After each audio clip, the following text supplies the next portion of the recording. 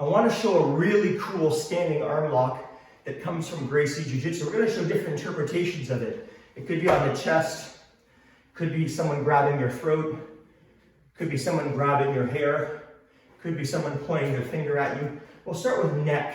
So this is scary. I've taught this a lot to women in self-defense classes, where maybe a bigger, stronger, heavier male grabs your throat and kind of shoves you back, and instantly you have panic. I'm going to grab at the wrist, just normal, standard grip, and I bring the right arm up high in case that punch is coming. But I'm not just going to stay there and wait. I'm going to borrow the force of him pulling back, and I just step, and I get my armpit under the elbow, not at the shoulder. You can watch the elbow, and that will break the elbow, or as much as I need to until I have the person give up. Okay, so if we watch that again, I don't have to be quick. Even if I'm slow and I'm talking to someone, he drives me back, oh, thanks, I got him. I can still go with that force. And if you can, try to get your elbow up as you do it. I have nice, good control. By the way, I'm going to miss. Get the heel scoop to the head would be really bad as well. Guys, today, most don't have a lot of hair to grab, but it's a common grab. So we have clutching feathers in Kempo for those that subscribe to my channel, but it's a striking move where we have to strike and hit and get away. This technique here requires no strength and no striking per se. He grabs my hair and leans on me, same thing.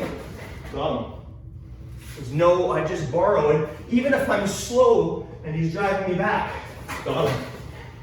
And I make sure that's nice and snug. If he tries to grab my leg, be careful of it, and you break the arm. If the hand is on my chest, most people don't just do that, they kind of shove you back. Yeah, this type of thing. Do the exact same thing. Hands on my chest, oh, got him. And I'm gonna actually show you what happens if I'm not fast. I'm going to take a few steps back as if I wasn't ready. I just adjust my footing and go with it. And likewise, while I don't always recommend preemptive strikes, especially if it's not necessary. If I'm a female and a male is constantly doing this and you feel threatened and you feel something is going to happen, you might just take that arm and just go, hey, that's enough.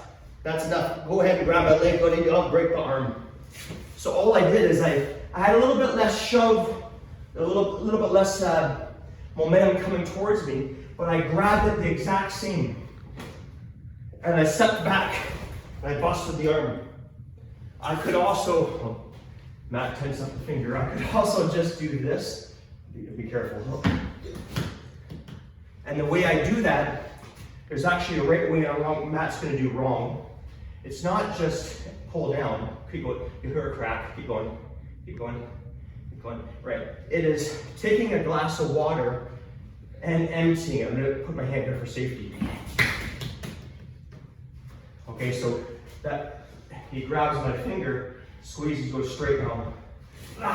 And if he steps back with one foot as he does it, then he might deliver the knee to the head, and then the fight's over. In other words, if I'm the guy, or if I'm the female and he's the guy and he's doing this, I might step back, look at this, wham! Got him. I'm out. So just a few different ways to look at a standing arm lock, and then I finish with a couple different ways to approach a finger point being pointed at you in an aggressive way. Try that, guys.